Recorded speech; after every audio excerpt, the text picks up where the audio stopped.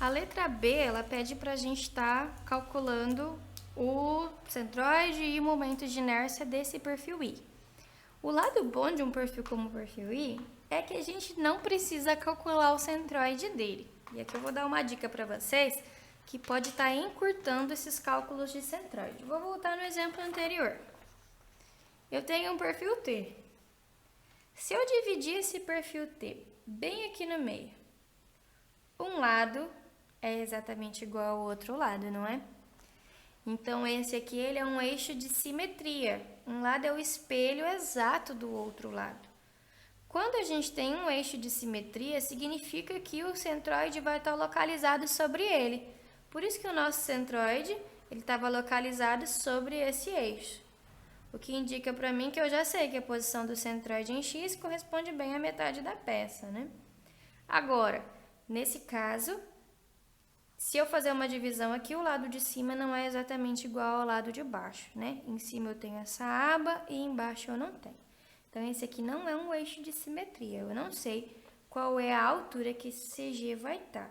Então, nesse caso dessa figura, eu não precisaria ter calculado o XCG, porque a gente já sabe que é um eixo de simetria, então ia estar bem no meio. Mas o YCG, né, como aqui eu não tenho simetria da parte de cima com a parte de baixo, então esse eu precisaria calcular. Voltando aqui para o meu perfil I. Se eu faço um corte aqui no meio dele, o lado esquerdo é exatamente igual ao lado direito. Então, esse é um eixo de simetria, o que indica para mim que o centroide ele vai estar passando sobre esse eixo. Ou seja, posição X do CG é sempre um lado, sempre o outro lado. Se eu fizer um corte bem aqui no meio da minha peça, o lado de cima também é exatamente igual ao lado de baixo, né? Ou seja, bem aqui no meio da minha peça eu tenho outro eixo de simetria. Então, se já tem um eixo de simetria aqui, eu sei que o CG também está passando sobre esse eixo. Ou seja, eu vou ter 90 com 20, eu vou ter 110 para cima, 110 para baixo. Então, não preciso calcular a posição do CG, porque a minha peça ela é duplamente simétrica. Se eu dividir na vertical, um lado é exatamente igual ao outro. Se eu dividir na horizontal, o lado de cima é exatamente igual ao de baixo. Portanto, a gente já conhece a posição do CG, vai ficar bem no meio desse perfil I. Então, não precisa calcular centroide toda vez que a peça for duplamente simétrica. Se ela tiver simetria em somente um eixo, você não precisa calcular o centroide nessa direção, apenas na outra que você desconhece.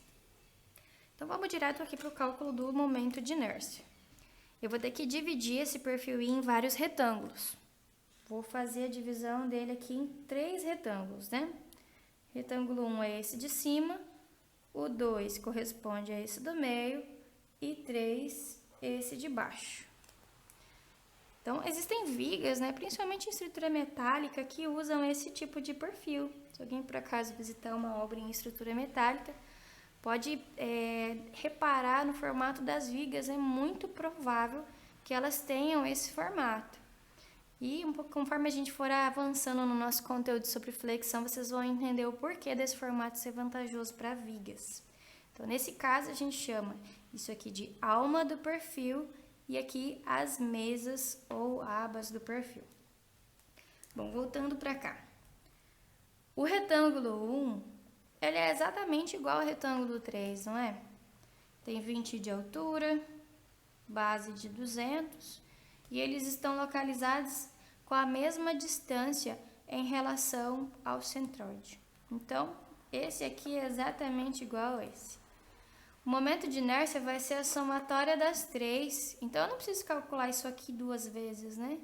Se são iguais, então eu vou calcular uma vez só e vou multiplicar por 2, tá? Então, isso aqui dentro dos parênteses já vale para o 1 e para o 3, por isso eu estou multiplicando por 2 aqui fora, para não ficar repetindo tudo e ficar uma equação muito grande.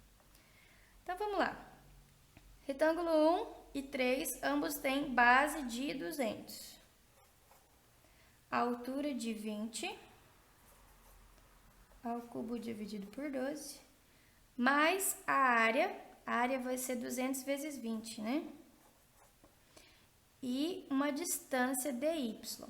A distância dy que eu quero é a distância do CG da peça que eu estou calculando, então vai estar bem aqui no meio deles, até o CG da figura inteira, ou seja, eu quero essa distância vertical entre esses dois pontos.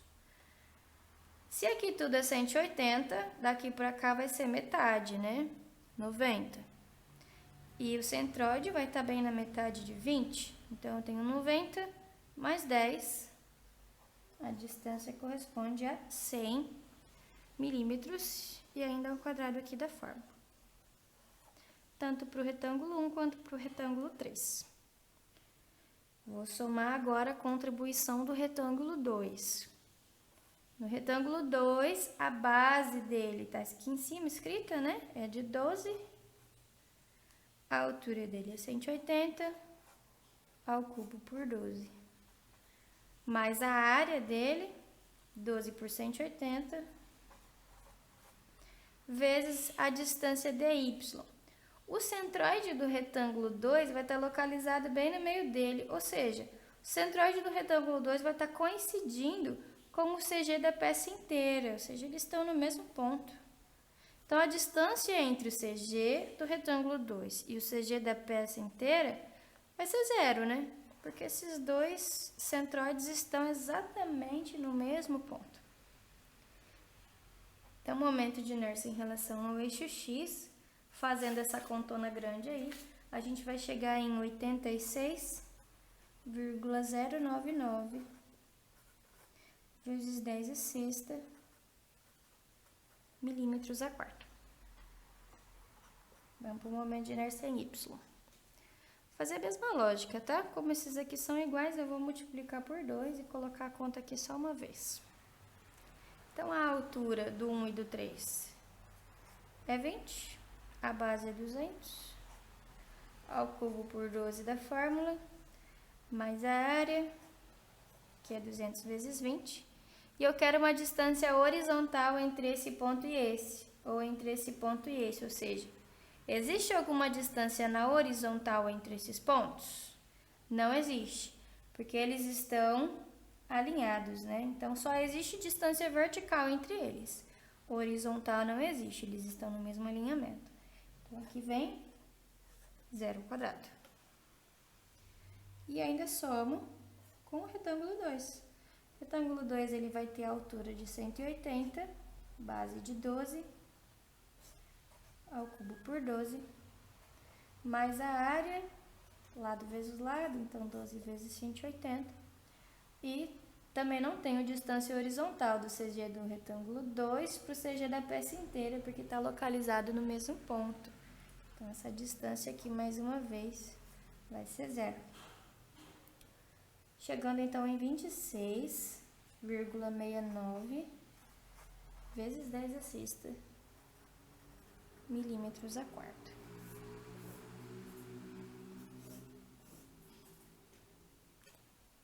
Letra C, terceiro e último exemplo de hoje. Essa é uma peça que ela não tem simetria, nem na horizontal, porque o lado de cima não é igual ao de baixo, nem com relação à vertical aqui, né? Um lado não é igual ao outro lado. Então, essa aqui a gente vai ter que calcular o CG, tanto para X quanto para Y. Então, vamos fazer a divisão dessa peça e posicionar os eixos. Então, eu vou dividir essa peça dessa forma aqui, na horizontal. Professora, poderia dividir na vertical aqui? Poderia também, não tem problema nenhum. A sua tabela ficaria diferente da minha, mas a resposta final tem que dar a mesma. Então, eu vou posicionar o eixo X como se ele estivesse aqui embaixo e o eixo Y como se ele estivesse passando aqui nessa lateral. Então, aqui seria o ponto da origem dos eixos, tá? Então, esse aqui é o meu ponto 0 para eu poder retirar as coordenadas. Vou chamar esse retângulo de 1, esse aqui de 2 e esse aqui de 3. E vou posicionar a localização do centroide de cada um deles. Então, o CG do retângulo 1 vai estar mais ou menos por aqui. CG do retângulo 2, mais ou menos aqui. E do retângulo 3, um pouquinho mais para cá em relação ao primeiro, né? Porque essa peça é menor do que esse. Vou montar a tabelinha. Então, peça, coordenada x, coordenada y, área, a vezes x e a vezes y. Então, aqui a gente tem peças 1, 2 e 3. A origem está aqui, então vamos pegar coordenada x da peça 1. Peça 1 tem tamanho total de 200, então a coordenada x vai estar na metadinha aqui, vai estar em 100. Vamos pegar a coordenada x da peça 2. Peça 2, ela tem espessura de 10, então a coordenada em x aqui, ó, quanto eu tenho que andar para a esquerda é 5. E a peça 3, coordenada em x dela vai estar bem na metade aqui de 180, então essa distância aqui é 90.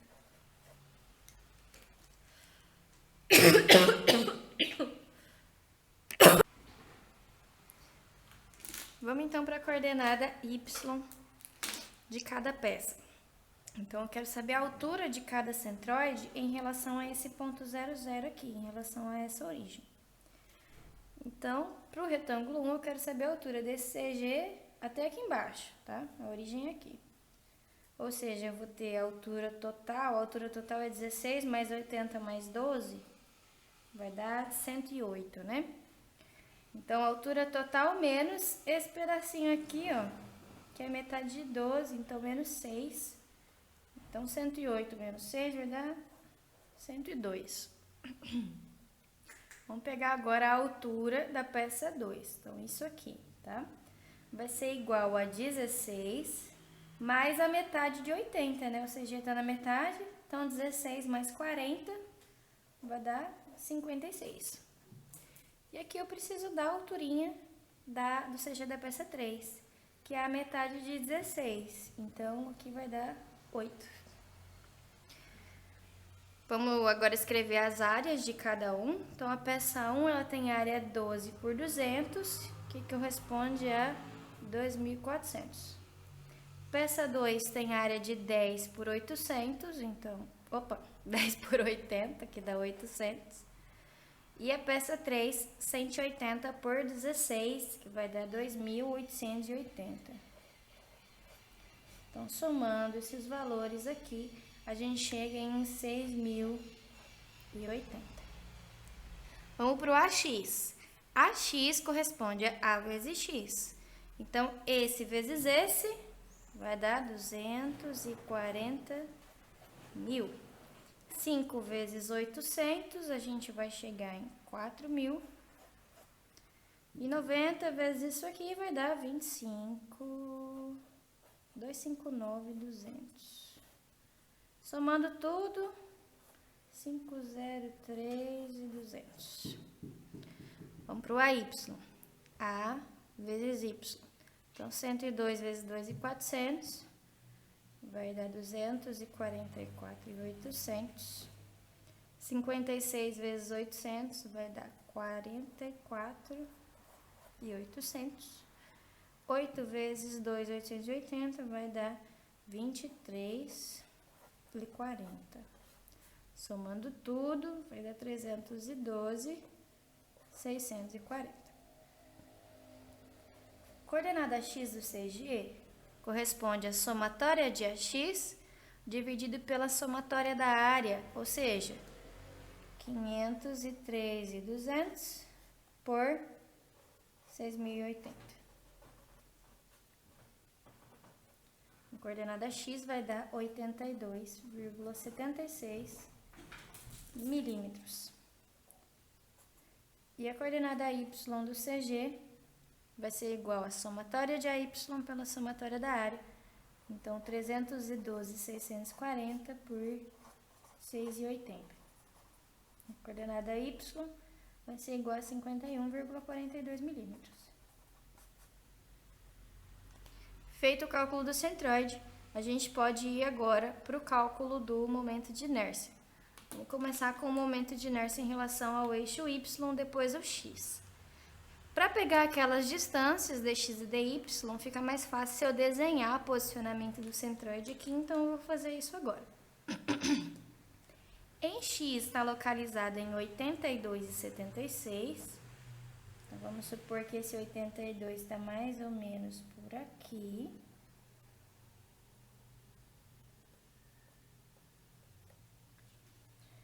Vamos pôr aqui a distância de 82,76. Sobrando, então, para o outro lado, para completar os 180, vai sobrar 97,24 para cá. Vamos posicionar agora o Y. Em relação à origem, eu tenho que subir 51,42. Esse centroide aqui está em 56, então ele vai estar passando um pouquinho abaixo desse CG aqui.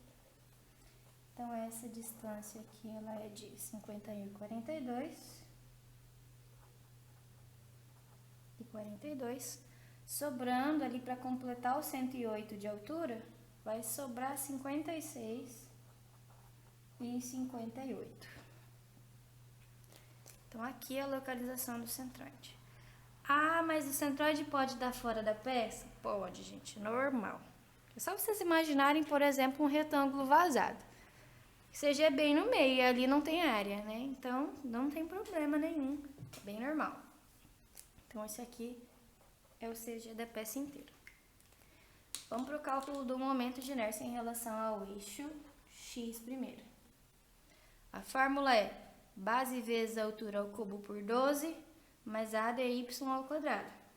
Então, peça 1 e peça 3, nesse caso, não são iguais. Então, vou ter que calcular para as três mesmo. Para a peça 1, a base é 200, a altura é 12, ao cubo por 12. Mais a área da peça 1, a gente já viu aqui, ó, que é 2.400. Vezes uma distância dy, ou seja, a distância vertical entre esse ponto aqui e esse.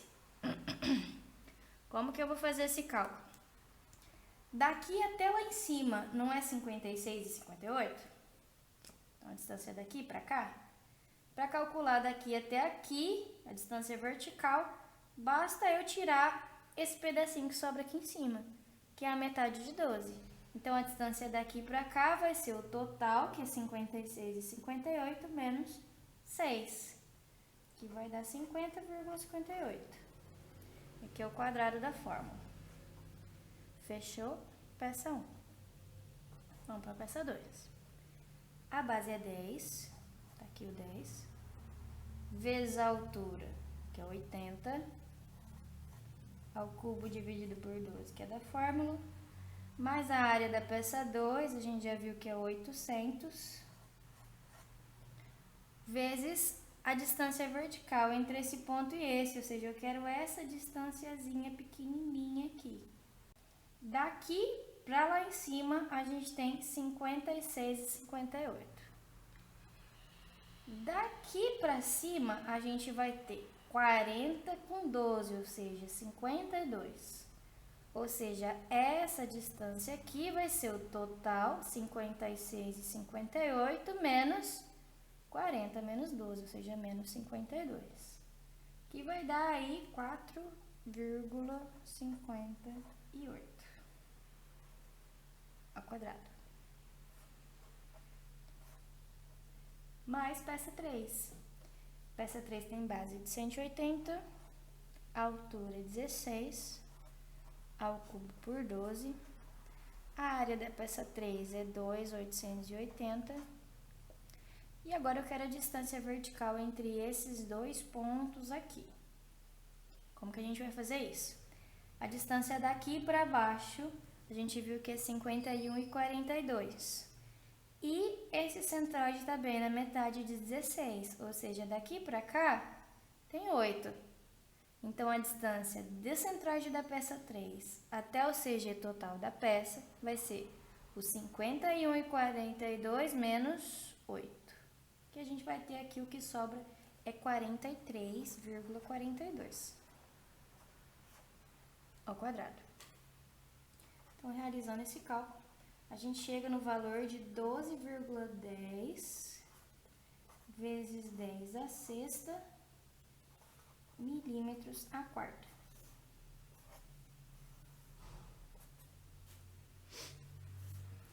E ainda vamos calcular o y, né? O y, a fórmula dele é h vezes b ao cubo dividido por 12. mais área vezes dx ao quadrado.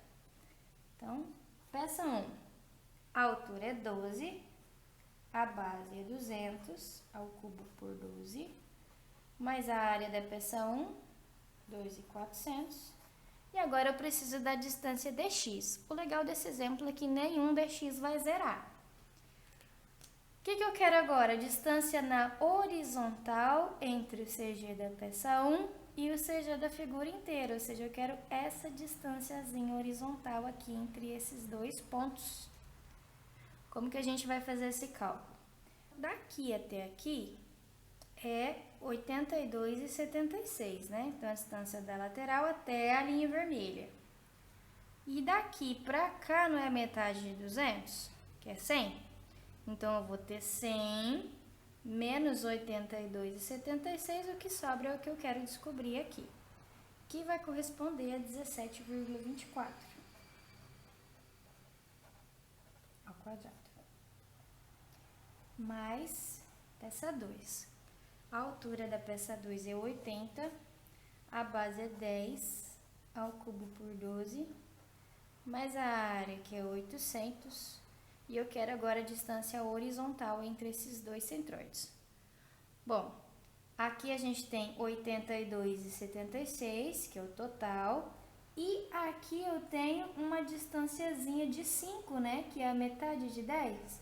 Então, 82,76 menos 5, que vai resultar em 77,76 ao quadrado. E mais ainda a peça 3. A altura dela é 16, vezes a base, que é 180, ao cubo por 12, mais a área, 2.880, vezes a distância horizontal entre esses dois pontos. Aqui a gente tem 97,24 até a extremidade, e daqui para cá a gente vai ter a metade de 80, que é 90. Então, 97,24 menos 90, sobra aqui, então, a distância entre os CGs de 7,24. Ao quadrado da fórmula. Realizando, então, esse cálculo, a gente vai chegar em 21,48 vezes 10 a sexta milímetros a quarta. Bom, pessoal, calculamos aqui os nossos três exemplos A, B e C. Letra A, as medidas estavam em centímetros, então a gente chegou em centímetros a quarta. E tanto na letra B quanto na letra C, a gente tinha as medidas em milímetros, então a resposta sai milímetros a quarta. Eu quero, antes da gente encerrar, ensinar para vocês como que a gente faz a conversão desses momentos de inércia de centímetro a quarta ou milímetro a quarta para a unidade de metros a quarta, porque a finalidade da gente estar estudando isso aqui é para a gente poder calcular tensões na flexão. E vocês sabem que para calcular tensões, eu recomendo a vocês que vocês insiram todas as unidades em metros, newtons, enfim, para que a gente chegue em resposta de tensão em Pascal. Então, vamos lá. 1 centímetro é a mesma coisa de 1 dividido por 100, ou ainda 10 a menos 2 metros, certo? Assim como 1 milímetro é igual a 1 dividido por 1000, ou ainda 10 a menos 3 metros. Agora, 1 centímetro a quarta, que é isso aqui, é a mesma coisa de eu escrever isso aqui, né?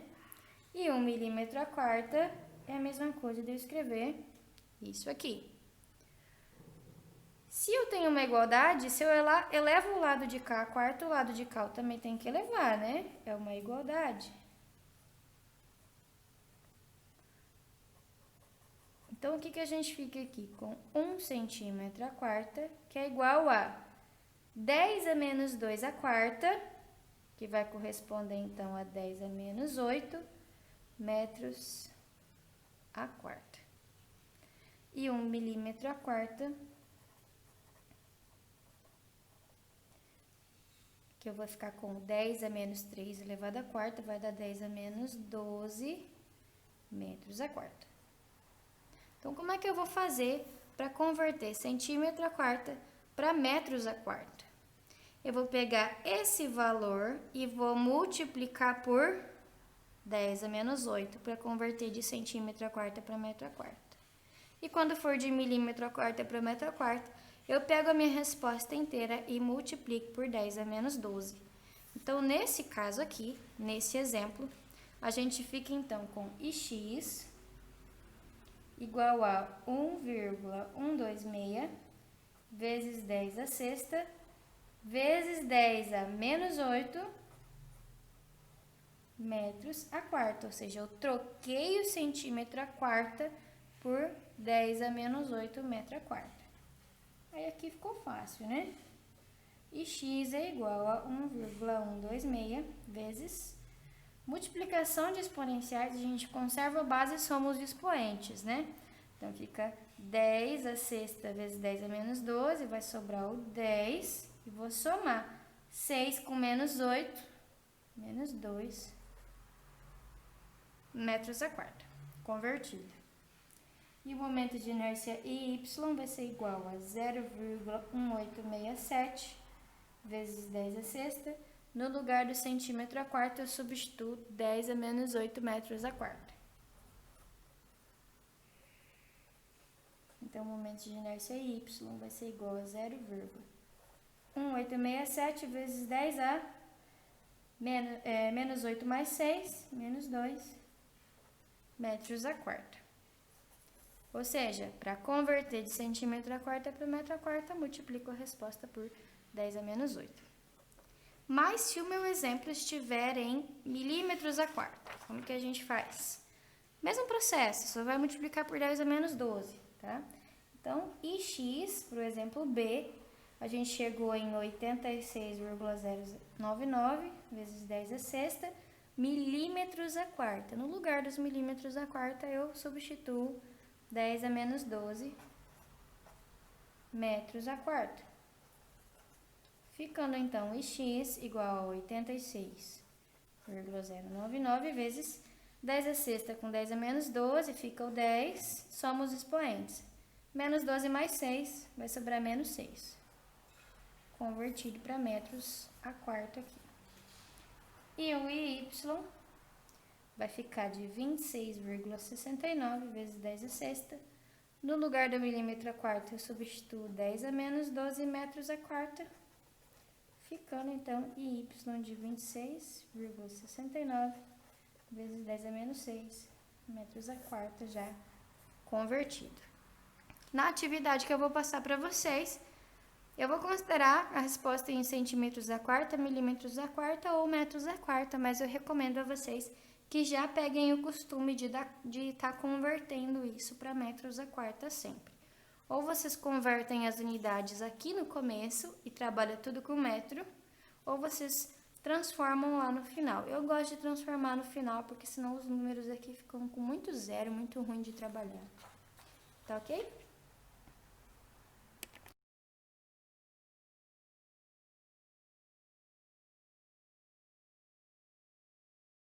Bom, pessoal, essa foi mais uma videoaula. Eu e o Sushi estamos à disposição de vocês para tirar quaisquer dúvidas que vocês venham a ter durante o desenvolvimento da atividade de vocês. Eu fico à disposição para tirar quaisquer dúvidas aqui, pela caixinha de mensagens do portal, e se for necessário a gente marca alguma videoconferência para sanar a dúvida de vocês em coletivo. Fiquem de olho aos prazos das atividades, bons estudos e até a próxima!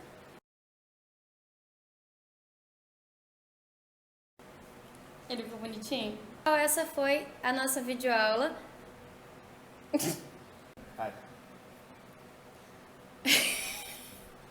Fala, pessoal. Bem-vindos à nossa primeira... Engraçado levar choque na câmera, né? Muito engraçado.